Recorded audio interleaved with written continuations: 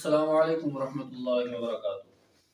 میرے معزز مکرم ناظرین اور سامعین، ہم آپ کے سامنے آج یکم رمضان المبارک 1445 ہجری کو آپ کے سامنے حاضر ہوئے ہیں۔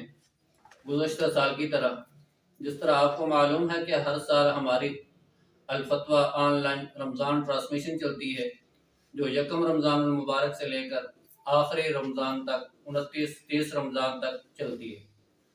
اور اس رمضان ٹرانسمیشن میں ہم آپ کے پوچھے گئے سوالات کو مفتیان کرام سے پوچھ کر ہم آپ کے سامنے اس کا حل پیش کرتے ہیں کہ اس کا قرآن و سنت کی روشنی میں اس کا حل کیا ہے۔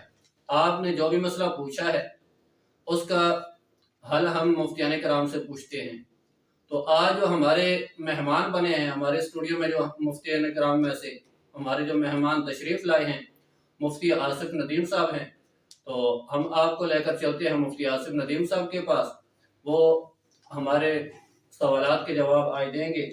السلام علیکم ورحمۃ اللہ وبرکاتہ۔ وعلیکم السلام ورحمۃ اللہ وبرکاتہ۔ کیا حال ہے مفتی صاحب؟ اللہ کا شکر، آپ ٹھیک ہیں؟ خیریت سے؟ الحمدللہ، صحت طبیعت ٹھیک ہے؟ الحمدللہ۔ آپ کو بہت شکریہ، آپ نے مجھے یہ شرف بخشا ہے کہ میں آپ کے اسٹوڈیو میں آؤں۔ دعا ہے کہ اللہ تعالی ہماری اس ٹرانسمیشن کو ہمارے لیے اور ہمارے سامعین کے لیے ذخیرہ آخرت بنائے۔ آمین۔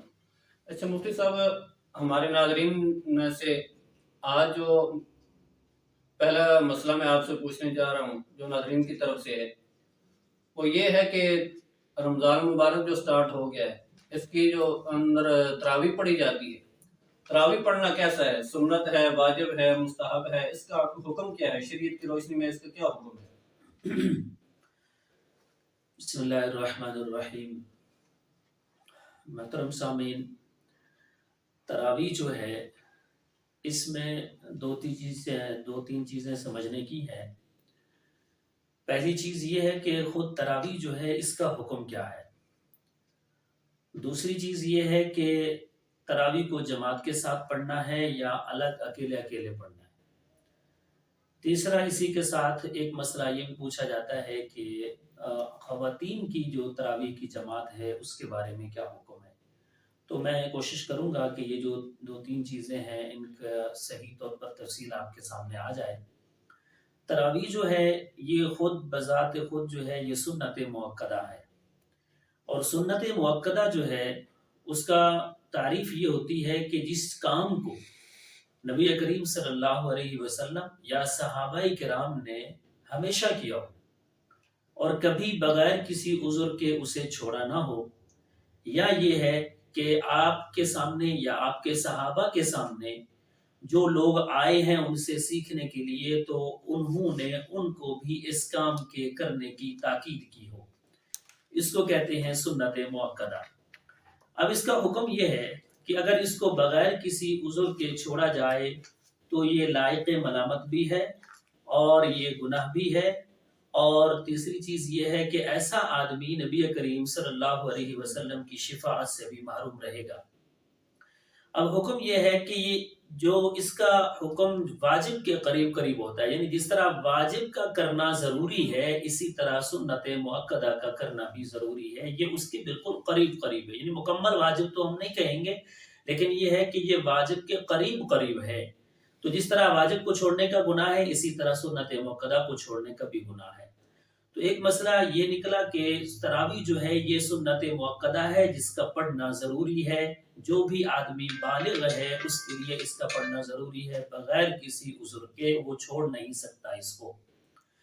دوسرے نمبر پہ یہ چیز آتی ہے کہ بھئی جماعت کے ساتھ پڑھنا، تو اس میں یہ ہے کہ جماعت کے لحاظ سے تراویح جو ہے یہ سنت کفایہ ہے، یعنی اگر کسی محلے میں سے کچھ لوگوں نے مل کر تراویح کو جماعت کے ساتھ پڑھ لیا ہے تو یہ سب کی طرف سے سنت جو ہے وہ ادا ہو جائے گی۔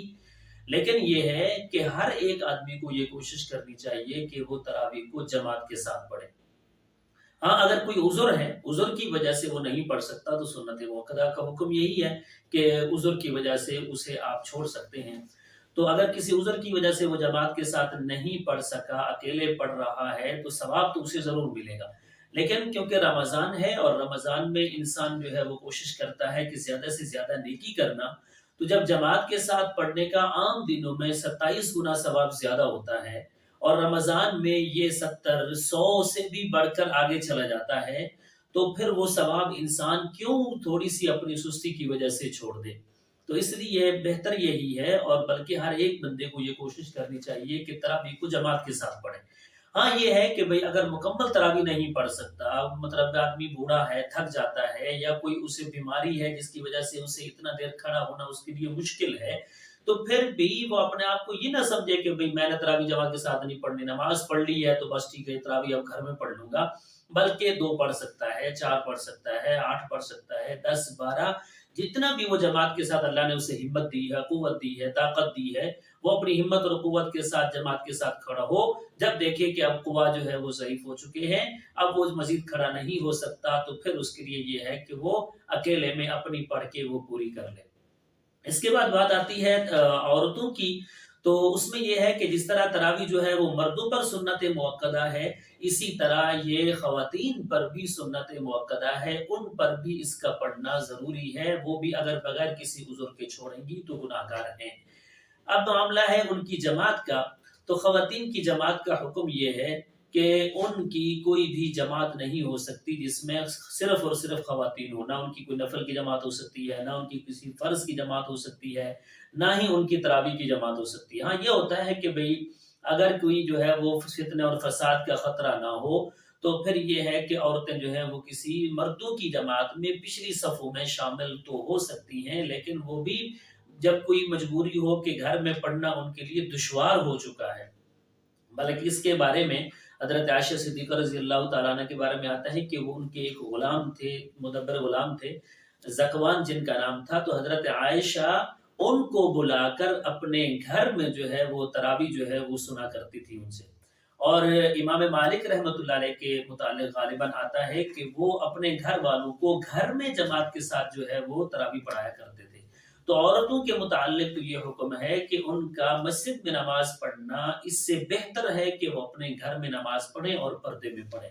تو عورتوں کی تراویح کی نماز جماعت کے ساتھ بالکل جس میں صرف اور صرف عورتیں ہوں، یہ تو قطعاً اجازت نہیں ہے، اور مردوں میں بھی اگر تو صرف اور صرف ان کے گھر میں کوئی جماعت ہو رہی ہے اور اس میں جو ہے وہ اس مرد کی کچھ محرم عورتیں بھی ہیں اور اس میں کچھ غیر محرم آ جائیں تو درمیان میں کوئی پردہ حائل ہو جائے، تو اس صورت میں جو ہے وہ جماعت ہو سکتی ہے، لیکن اس کے علاوہ کوئی اور عورتوں کی صورت کی جو ہے جماعت کی صورت کوئی نہیں ہے جس میں عورتیں جماعت کے ساتھ جو ہے وہ تراویح پڑھ سکیں۔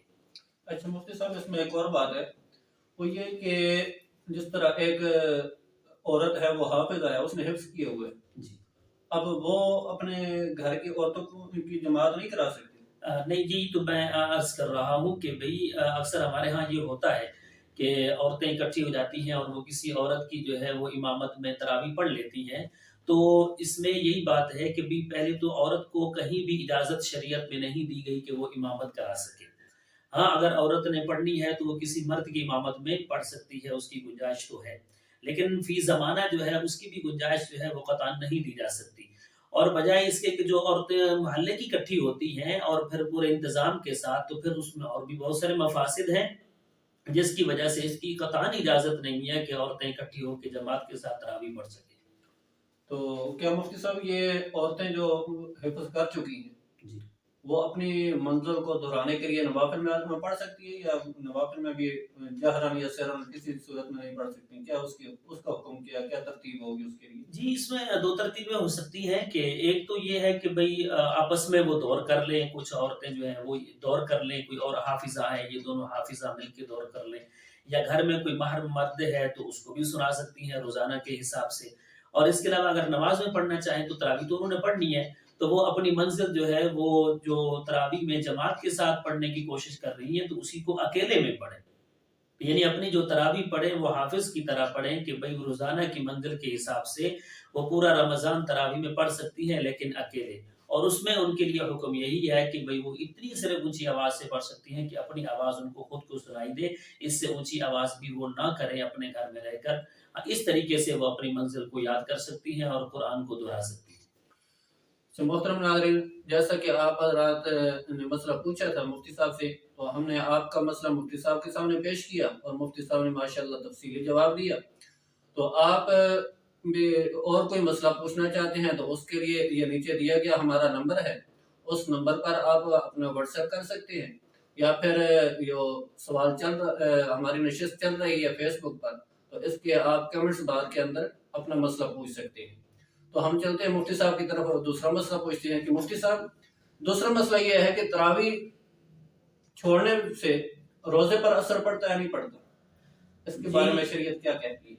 जी देखिए, हमारे यहाँ अमूमन ये चीज़ होती है कि अगर कोई आदमी एक गलत काम करता है तो उसके और जितने भी नेक काम होते हैं तो उन पर मलामत कर दी जाती है कि ये देखें जी जनाब, ये इन्होंने ये काम कर दिया है तो किधर गई इनकी नमाजें, किधर गए इनके हज, किधर गए इनके उम्रे।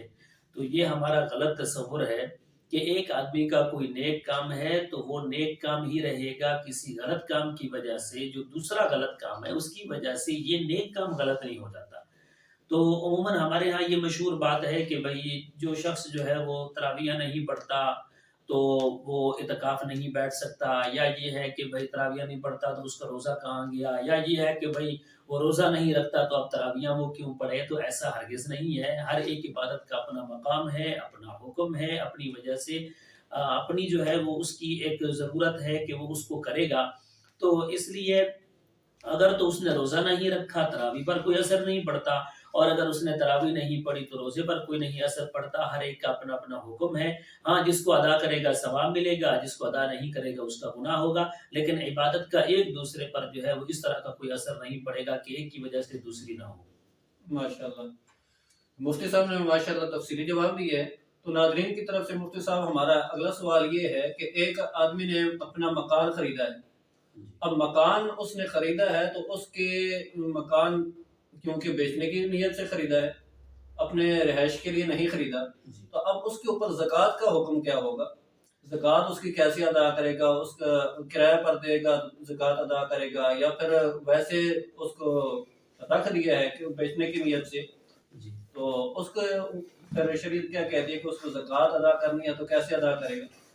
जी देखिए, इसमें मसला ये है कि कोई भी चीज़, मकान या प्लाट, कोई ऐसी चीज़ है जिसको बेचने के लिए खरीदा गया है, तो जब निसाब ज़कात का हिसाब लगाया जाएगा तो उसमें इसकी जो कीमत है उसका भी हिसाब लगाया जाएगा। प्लाट है या कोई मकान है, इसका भी हिसाब लगाया जाएगा, इसकी कीमत भी उसमें शामिल करके फिर उसमें से 2.5% जो है वो ज़कात निकाली जाएगी। हाँ, अगर वो जब तक कि वो उसमें वो नियत अपनी रिहाइश की ना कर ले। जब से उसने अपनी रिहाइश की नियत कर ली है उसमें, तो फिर ये होगा कि ज़कात के निसाब में ये मकान या ये प्लाट, भाई इसमें अगले दिनों में आकर मैं जो है मकान बनाऊँगा, अपनी औलाद को बना के दूँगा। तो जब तक यानी उसमें वो नियत नहीं बदलेगा, तब तक इसकी जो रकम है उसके ऊपर ज़कात उसके ऊपर लाज़िम होगी, और हर साल वो उसमें से 2.5% ज़कात अदा करता रहेगा। नाज़रीन, आज की हमारी नशिस्त इख्तिताम की तरफ जा रही है। तो अभी मैं मुफ्ती साहब से भी इजाज़त चाहता हूँ और उनका शुक्रिया भी अदा करता हूँ जो इन्होंने आज हमें वक़्त दिया है। तो आप भी अगर कोई मसला पूछना चाहते हैं तो नीचे दिए गए जो नंबर है 0313 578 45 80, इस नंबर पर अपना मसला लिखकर व्हाट्सएप कर दें, या फिर इस कमेंट्स बॉक्स के अंदर अपना मसला लिखकर भेज दें। तो इंशाअल्लाह अज़ीज़ आपका मसला भी हम मुफ्ती साहब से पूछकर आपकी खिदमत में पेश कर देंगे। जज़ाकल्लाहु खैरन। अस्सलाम।